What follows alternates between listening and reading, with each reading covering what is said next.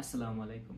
বাংলাদেশ বনাম হংকং এর ৯ তারিখের এই ম্যাচটা হয়তোবা বাংলাদেশের মানুষ এখনো ভুলতে পারে না, এই বিষয়ে আমি পুরোপুরি নিশ্চিত।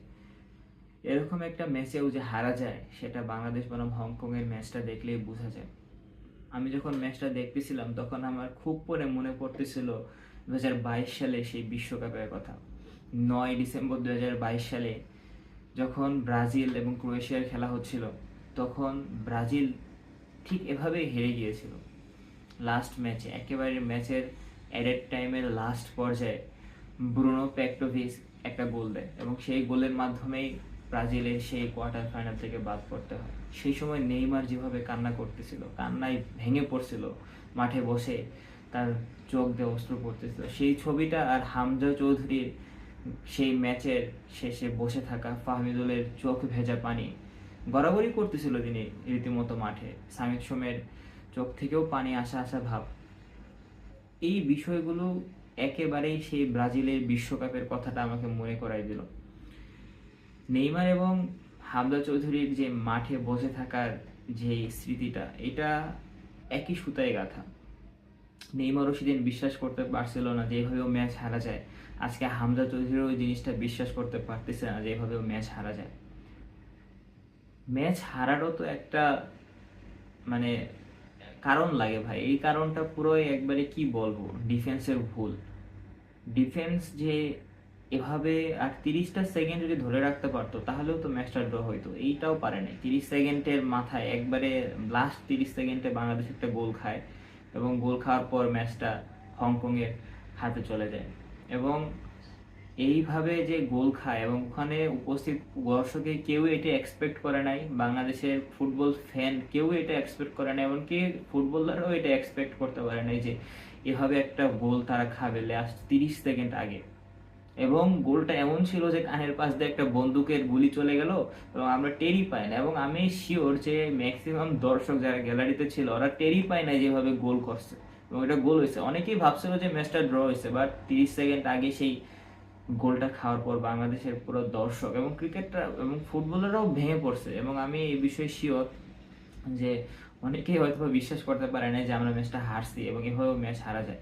কমেন্টেটর বারবার বলতেছিল ফুটবল খেলা শেষ হওয়ার পর যে এভাবেও হারা যায়।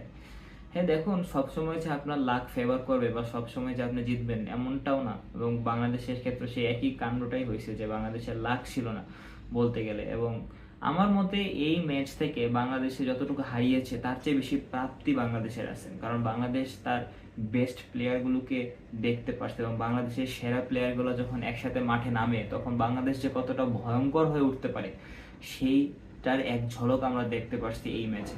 এবং আমি জানি না যে বাংলাদেশের কোচ কাবরেরা তিনি কি ভাবেন এবং কিভাবে তার ট্যাকটিক্স সাজান বা কিভাবে তিনি স্টার্টিং 11 সিলেক্ট করেন, এই বিষয়ে আমার আমার কেন পুরো বাংলাদেশের পুরো ফুটবল ফ্যানদেরই মধ্যে একটা প্রশ্ন আছে, তিনি কিভাবে তার স্টার্টিং একাদশ সিলেক্ট করেন এবং তিনি কাকে নামাবেন, তিনি কি র্যান্ডমলি নামান, নাম ধরে ধরে ডাকে না নেমে যায় এমন কোনো কিছু, নাকি তার পিছনে কোনো ট্যাকটিক্স আছে? এইটা বাংলাদেশের ফুটবল ফ্যান এবং পুরো বাঙালি জাতি তার কাছে প্রশ্ন করে। তিনি বললেন যে সামিদ সোম ২৭ ঘন্টা জার্নি করে আসছেন, ভ্রমণ ক্লান্তি ছিল, তাই জন্য তিনি তাকে সামিদ সোমকে নামেন। আচ্ছা ঠিক আছে, এটা আমরা মানলাম যে সামিদ সোম ভ্রমণ ক্লান্তির কারণে সামিদ সোম নামবে না, ঠিক আছে, এটা মানা যায়। বাট ফাহমিদুল কি দোষ করেছিল? জামাল ভুঁইয়াকে আপনি পরপর ২-৩টা ম্যাচ জামাল ভুঁইয়াকে বেঞ্চে বসে রাখছেন, নামানি নাই। এই ধরনের আত্মঘাতী কাণ্ড তো বাংলাদেশ ফুটবলের কোনো মানুষই, বাংলাদেশ ফুটবলের ফ্যান, বাংলাদেশের ফুটবলের ফুটবলাররা, এমনকি বাফুফে কর্তাও তো মানার কথা না, কারণ বাফুফে কর্তাদেরকে এই বিষয়টা আমলে নিতে হবে এবং টিম ম্যানেজমেন্টকে আরো বেশি সচেতন হইতে হবে। বাংলাদেশ ফুটবল থেকে সিন্ডিকেটটাকে পুরোপুরি মুক্ত করতে হবে, কারণ সিন্ডিকেট দিয়ে আপনি দেশে যতই ভালো প্লেয়ার আনেন না কেন, যতই ফরেন প্লেয়ার আসুক না কেন, হামজা চৌধুরী আসুক বা মেসি আসুক, কেউই এই দলটাকে পরিবর্তন করতে পারবে না। কারণ ভাই একজন প্লেয়ার কতটুকু দিতে পারবে? হামজা চৌধুরী গোল করে দিয়েছেন আপনাকে, আপনাকে আপনাকে আপনি পাস দিছেন, এমন এমন পাস দিছেন যে পাসগুলো আপনি একেবারে গোল করার মতো পাস ছিল বা চান্স ক্রিয়েট করার মতো অনেকগুলো পাস দিয়েছিল। এবং হামজা চৌধুরী টাচগুলো এতটাই সুন্দর ছিল যে তার টাচগুলো একটা পাস হিসাবে আপনি নিতে পারবেন, এতটা ভালো তিনি পাস দেন। এবং সে সেই ধরনের প্লেয়ারই লেস্টার সিটির বর্তমান অধিনায়কই বলতে পারেন তাকে। এবং তার কাছ থেকে এই ধরনের খেলাটাই আমরা আশা করি, এবং তিনি তার সর্বটুকু মানে সবটুকু দিয়ে চেষ্টা করছেন ম্যাচটা জেতানো, এবং তার কোনো ভুলই ছিল না ম্যাচে বলতে গেলে। কারণ তার তার আর কি করা ভাই, সে একজন মিডফিল্ডার মানুষ, তাও গোল করে দিছে, একটা গোল স্কোর পাইছে, তাও আবার আর্লি মোমেন্টে, একেবারে ম্যাচের শুরুর 20 মিনিটের মধ্যেই একটা গোল বাংলাদেশ পেয়ে গেছে। এর চেয়ে বেশি তার কাছ থেকে আর আপনি কি চাইতে পারেন? আপনি আপনি আপনার বেস্ট প্লেয়ার নিয়ে খেলতেছেন না মাঠে, আপনি বেস্ট প্লেয়ার নামাচ্ছেন না, তারপরেও যে এরকম ভালো পারফরমেন্স দিছে হামজা চৌধুরী, এটাই তো অনেক কিছু, এটাই অনেক বাংলাদেশ অনেক বেশি প্রাপ্তি। এখন সবচেয়ে বড় বিষয়টা হচ্ছে কাবরেরার কাছে আমার প্রশ্ন থাকবে, এবং পুরো বাংলাদেশেরই প্রশ্ন, যে কেন তিনি এই ধরনের আত্মঘাতী কাণ্ডগুলো করে থাকেন, কেন তিনি নামান না, তার বেস্ট 11 কেন তিনি নামান না, এটা হচ্ছে প্রশ্ন। আপনি যখন দেখেন 56 মিনিটের মাথায় যখন বাংলাদেশ তার প্ল্যানটা চেঞ্জ করলো, বাংলাদেশ মানে সামিদ সোম, ফাহমিদুল, তারপরে জামাল ভুঁইয়াকে নামালো, তখন থেকেই বাংলাদেশের খেলার ধরনটাই পাল্টে যায় এবং তারা অ্যাটাক করতে থাকে। এবং একটা জিনিস বোঝা যাচ্ছে যে জামাল ভুঁইয়ার একজন চান্স ক্রিয়েটার ফুটবলার, সে চান্স ক্রিয়েট করতে পারে। এবং তেমন দেখেন জামাল ভুঁইয়ার সেই থেকেই, সেই মনে করেন যে কিকটা থেকেই কিন্তু বাংলাদেশ গোল পায়। এবং বাংলাদেশের এখন আপনি বলতে পারেন জামাল ভুঁইয়া তো গোলটা করে না, আরে ভাই, বা চান্স ক্রিয়েট করার মতো প্লেয়ারই তো বাংলাদেশে জামাল ভুঁইয়া ছিল, তো আপনি জামাল ভুঁইয়াকে কেন নামাবেন না? এমন একটা বিষয়, আপনি জামাল ভুঁইয়ার চেয়ে তো আর কোনো এক্সপেক্টেড প্লেয়ার বাংলাদেশে নাই, সেই বেস্ট। এখন তাকে যদি আপনি না নামান, এক্ষেত্রে এক্ষেত্রে কি করার আছে? এখন এক্ষেত্রে তো ফ্যানদের কিছু করার নেই। এক্ষেত্রে বলবো যে বাফুফের কর্তাদেরকে এই বিষয়ে সচেতন হতে হবে, এবং যারা বিশেষ করে কন্টেন্ট ক্রিয়েটর আছে তাদেরকে এই বিষয়গুলো নিয়ে এবং এই ধাপগুলো নিয়ে কাজ করতে হবে, আওয়াজ তুলতে হবে। তাছাড়া বাংলাদেশের ফুটবলকে সিন্ডিকেট নিয়ে আর বেশি দূর আগানো সম্ভব না। আপনি যতই প্লেয়ার নিয়ে আসেন, আপনি জামাল ভুঁইয়ার মতো আরো হাজার হাজার প্লেয়ার নিয়ে আসেন না কেন, বা হচ্ছে হামজা চৌধুরীর মতো আরো প্লেয়ার নিয়ে আসে না কেন, কোনো কাজই হবে না, কারণ তারা খেলতেই পারবে না। কারণ স্টার্টিং 11-এ একটা দলের স্টার্টিং 11-এ যদি বেস্ট প্লেয়াররাই চান্স না পায়, থার্ড পার্টি টাইপের প্লেয়ার যদি চান্স পায়, সেক্ষেত্রে ফুটবলটার মধ্যে সিন্ডিকেট যে আছে এই বিষয়টা শিওরভাবেই বলা যায়। কারণ ফুটবলার হিসাবে একজন কে আপনি জায়গা দিচ্ছেন, সে কয়েক ম্যাচ ধরে তার পারফরমেন্স একেবারেই খারাপ, তাকে আপনি চান্স দিচ্ছেন, আপনার বেস্ট প্লেয়ার আপনি বেঞ্চে বসে রাখতেছেন, তাহলে সেক্ষেত্রে কিছুই করার থাকে না। এবং বাংলাদেশের যে বেস্ট 11 সেটার এক ঝলক কিন্তু আমরা এই ম্যাচে দেখতে পারছি। কারণ 56 মিনিটে যখন জামাল ভুঁইয়া, সামিদ সোম, ফাহমিদুল নামলো, তখন থেকে বাংলাদেশ অ্যাটাকিং মোডে চলে যায়। এবং যখন জায়ান নামলো, জায়ানের নামার পর থেকে তো পুরো বাংলাদেশের যে গেম প্লেটা, এটা একবারে ইউরোপিয়ান ধাঁচের হয়ে গেছিল। এবং জায়ানের যেই মানে হচ্ছে পাসগুলো, বা জায়ানের যে মানে হচ্ছে শটগুলো, সেগুলো হচ্ছে একেবারেই মানে হচ্ছে দৃষ্টিনন্দন শট। কারণ জায়ান একেবারে আপনাকে চান্স ক্রিয়েট করে দিচ্ছিল যে হ্যাঁ, আপনি ওই জায়গায় আপনি যান, ওই জায়গায় কেউ যদি থাকতো, বা ওই ওই মোমেন্ট ওই জায়গায় কেউ থাকতো, তাহলে ওইটা নিশ্চিতভাবেই গোল হইতো। এমন অনেকগুলো পাস সে জায়ান দিছে। এবং যার লাস্ট যে কর্নারটা ছিল, যেখান থেকে সামির সোম গোল বের করলো, ওই কর্নারটাও কিন্তু মানে হচ্ছে জায়ানের কিন্তু অনেকটাই অবদান, এবং পুরো অবদানই কারণ জায়ানের, কারণ জায়ান যে ওই কর্নারে গিয়েছিল এবং ওইখান থেকে যে তার বলটা বের করার বা বলটা টানার কোনো জায়গা ছিল না, এটা কিন্তু জায়ান খুব ভালোভাবে জানছে। এবং সে প্রেজেন্স অফ মাইন্ড ইউজ করে ওই বলটাকে সে কর্নার করে দিচ্ছে, এবং ওইখান থেকে পরবর্তীতে বাংলাদেশ স্কোরটা করে ফেলে। এই ধরনের ক্রিয়েট বা এই ধরনের খেলাটাই তো বাংলাদেশ চায়। কারণ আপনি যদি 10টা চান্স ক্রিয়েট করেন, একটা গোল হবে, আপনাকে চান্স ক্রিয়েট করতে হবে। চান্স ক্রিয়েট না করতে পারলে, বা শুধু শুধু সামনে আপনি বল মানে টাইনে নিয়ে যাবেন, ডিবক্সের আগে আপনি আপনার পায়ে বল নাই, এরকম খেলা দিয়ে আপনি বেশি দূর আগাইতে পারবেন না। এবং যদি আমি বলি পুরো ম্যাচে বাংলাদেশের স্ট্রাইকাররা বলেন, পরবর্তী 56 মিনিটের পর বাংলাদেশে যে অ্যাটাকিং ফুটবল খেললো, সেখানে স্ট্রাইকার উইঙ্গার বেস্ট ছিল। এবং আমি জায়ানকে একজন বেস্ট মানে উইঙ্গার হিসেবেই দেখতেছি, কারণ সে লেফট উইঙ্গার হিসেবেই খেলছিল ম্যাচটাতে, এবং তার খেলাটা ছিল খুবই দুর্দান্ত। এবং তাকে আপনি যদি বলে রাফিনার সাথে তুলনা করেন বার্সেলোনা, তাহলেও কোনো ভুল হবে না। কারণ বাংলাদেশের প্রেক্ষাপটে সেই রাফিনহা, কারণ তার চেয়ে ভালো উইঙ্গার তো নাই বাংলাদেশে ভাই, আপনাকে তাকেই নামাইতে হবে। এখন আপনার কাছে ডায়মন্ডও আছে, পিতলও আছে, এখন আপনি ডায়মন্ড বাদে যদি পিতলের অলংকার ইউজ করেন, সেক্ষেত্রে আপনার দাম তো আপনি নিজেই কমাইতেছেন। আর ডায়মন্ড আর পিতল তো কোনোদিন সমান হবে না, তাই না? এখন পিতল আর ডায়মন্ডের যেমন সমান হবে না, সেক্ষেত্রে জায়ানের সাথে বাংলাদেশের লোকাল প্লেয়ারগুলো ওই রকম স্কিলের সেই এক একরকম হবে না, এটা এটা স্বাভাবিক ভাই। জায়ান বড়ই হয়েছে হচ্ছে আমেরিকান ফুটবলীয় কালচারে, সেক্ষেত্রে তার খেলার ধাঁচও হবে ওই রকম। এবং সেটা আমরা স্পষ্ট দেখতে পাচ্ছি লাস্ট ম্যাচে। এই ধরনের খেলোয়াড় বা এই ধরনের খেলোয়াড় বর্তমানে বাংলাদেশ টিমে নাই, বর্তমানে বাংলাদেশ টিমে নেই, এটা সবাই একমত হবে আমার এই কথাটার সাথে। তাকে বাদ দিয়ে অন্য প্লেয়ারকে ওই জায়গাটা দেওয়া আমি মনে করি এক ধরনের ক্রাইম। কারণ বাংলাদেশে প্লেয়ার আছে, আপনি তাকে কেন খেলাবেন না? বাংলাদেশের কাবরেরা যিনি হেড কোচ ফুটবলার, তিনি নামাইলেন কাকে?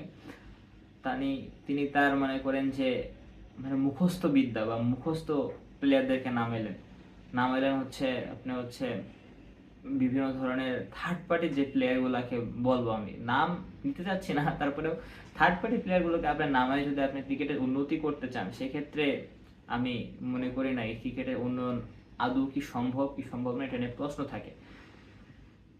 জামাল ভুঁইয়া বাংলাদেশের একজন ক্যাপ্টেন, এবং তার যে মানে খেলা এক্সপিরিয়েন্স বা তিনি যে খেলতে পারেন এই বিষয়ে কিন্তু আমাদের কোনো সন্দেহই নাই, কিন্তু তাকে আমরা খেলাচ্ছি না, তাকে আমরা মাঠে নামাচ্ছি না। এই ধরনের কাজ যে কেন করতেছে বাংলাদেশ ফুটবল, সেটাই তো মানে বলার মানে বলতে বাধ্য মানুষ, সে কেন খেলতেছে না ভাই?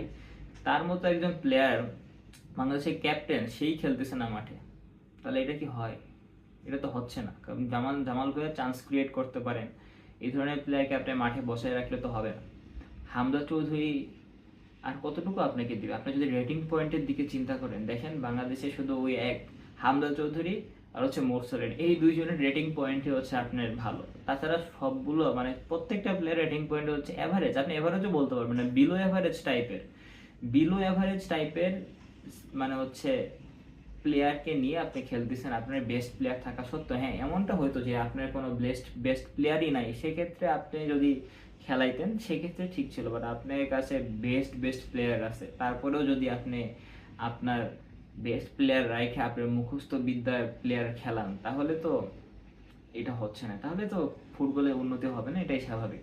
এবং 14 তারিখে বাংলাদেশ এবং হংকংয়ে সে আবার আরেকটা ম্যাচ আছে, এবং সেই ম্যাচে আশা করা যায় যে কাবরেরা এরকম কোনো সাহস করবেন না যে তার বেস্ট ডায়মন্ডগুলোকে রেখে পিতল ইউজ করবেন। এই ধরনের ভুল যেন তিনি আর না করেন, সেই বিষয়ে আমাদের সবাইকে সোচ্চার হইতে হবে এবং আওয়াজ তুলতে হবে। কারণ মুখস্থ বিদ্যা বা মুখস্থ ট্যাকটিক্স দিয়ে বেশি দূর আগানো সম্ভব না। আপনাকে বেস্ট প্লেয়ার নামাইতে হবে, আপনাকে গোল স্কোরার প্লেয়ার নামাইতে হবে, চান্স ক্রিয়েটর প্লেয়ার নামাইতে হবে। মুখস্থ প্লেয়ার দিয়ে ফুটবলে জিতা যায় না, খেলা অবশ্যই যাবে বাট জিতা যাবে না। সো আপনাদের বা যারা সিন্ডিকেটের সাথে যুক্ত বা কাবরেরা, আপনাদেরকে একটা কথাই বলতে চাই, যে জিনিসটা হচ্ছে বাংলাদেশে মানুষের আবেগ নিয়ে খেলা, বাংলাদেশে ফুটবলারদের আবেগ নিয়ে খেলা, বা বাংলাদেশ পুরো বাংলাদেশ বাঙালি জাতিটার আবেগ নিয়ে খেলার কোনো অধিকার, কোনো রাইট বা কোনো মানে সত্তা আপনার নাই। ঠিক আছে, আপনি বাংলাদেশের মানুষের আবেগ নিয়ে খেলতে পারেন না, এবং এই জিনিসটা নিয়ে আমাদের সবাইকেই আওয়াজ তুলতে হবে। কারণ একজন ফুটবল প্রেমী হিসেবে, একজন বাংলাদেশের নাগরিক হিসেবে, একজন বাংলাদেশের ভালোবাসা থেকেও হলেও তো আমাদেরকে এই ধরনের মানে হচ্ছে অন্যায়ের বিরুদ্ধে নামা দরকার। কারণ বাংলাদেশের ভালো ভালো প্লেয়ার থাকতে যে কাবরেরা এত বড় একটা ভুল করতে পারে বা এই ধরনের প্লেয়ারকে নামাইতে পারে, এই জিনিসটা চিন্তা করাটাই তো মানে হচ্ছে অমানবিক। এটা চিন্তা করলো কিভাবে সে? এই বিষয়টাই আমার মাথায় ঢুকতেছে না এখনো, সে চিন্তা করলো কিভাবে? সে হয়তো বলতে পারবে যে সামির সুমির ভ্রমণ ক্লান্তি ছিল অনেকক্ষণের, সেই বিষয়টা যদি আমরা বাদ দিই, সেই বিষয়টা ছাড়া আপনি কেন ফাহমিদুলকে নামাইলেন না? আপনি সামির সোমকে বাদই দেন, সমস্যা নেই, আপনি জামাল ভাইকে নামাইতে পারতেন, ফাহমিদুলকে নামাইতে পারতেন, জায়ানকে নামাইতে পারতেন, কেন নামাইলেন না? এইটা হচ্ছে বাংলাদেশের সবচেয়ে বড় জিজ্ঞাসা করার বিষয় কাবরেরার কাছে। এবং আরেকটা বিষয় যে বাংলাদেশের যে বেস্ট একাদশ যে কতটা ভয়ঙ্কর হইতে পারে, এটা আমি দেখতে পারছি, এটা আমরা সবাই দেখতে পারছি যে বাংলাদেশ তার সেরা একাদশে কতটা ভয়ঙ্কর হইতে পারে।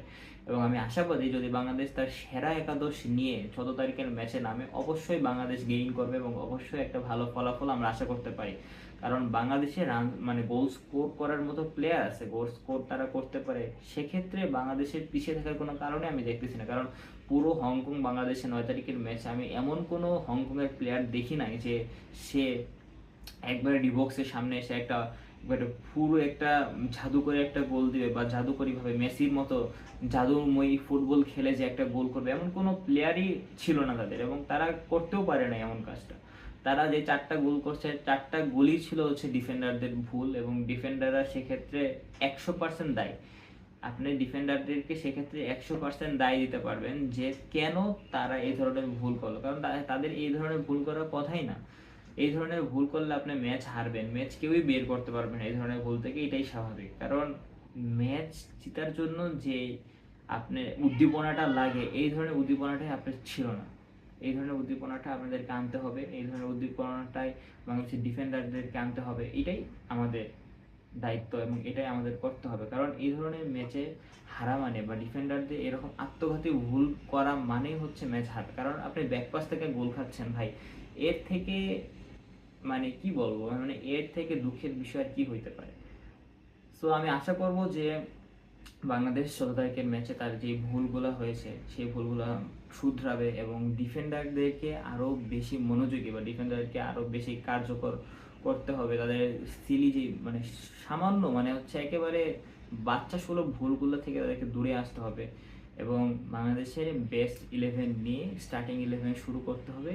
যদি বাংলাদেশ এগুলো কাজ করতে পারে, আমি অবশ্যই এবং নিঃসন্দেহে বলতে পারি বাংলাদেশ এবং হংকংয়ের ম্যাচে বাংলাদেশ ইনশাল্লাহ একটা ভালো ফলাফল আশা করে, এবং আশা করা উচিত। কারণ বাংলাদেশে সেই ধরনের অ্যাপ্রোচ আমি দেখছি, এবং পুরো বাংলাদেশ দেখছে। কারণ লাস্টে 15 মিনিট বাংলাদেশ যে খেলাটা দিচ্ছে সেটা পুরো ইমপ্রেসিভ একটা খেলা ছিল, এবং এই ধরনের খেলায় বাংলাদেশ খেলবে, এবং এটাই আমি আশা করি। এবং কাবরেরাকে অনুরোধ করি, ভাই আপনি যাই করেন বাংলাদেশের বেস্ট 11টা যেন নামায় 14 তারিখের ম্যাচে। যা হারাইছি অনেক হারাইছি, আর হারাইতে চাচ্ছি না।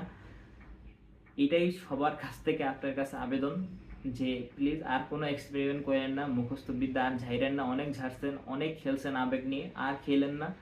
এবার যা করেন স্টার্টিং 11টা বেস্ট 11 দিয়ে নামান, এবং আমরা সবাই আশা করি যে বাংলাদেশ 14 তারিখের ম্যাচে হংকংকে হারাবে এবং ভালো একটা প্রাপ্তি নিয়ে দেশে ফিরে আসবে। এটাই আমাদের সবার কাছে আবেদন, এবং এইটাই সবাই আশা করতেছেন। সো ভালো থাকবেন সবাই। আসসালামু আলাইকুম।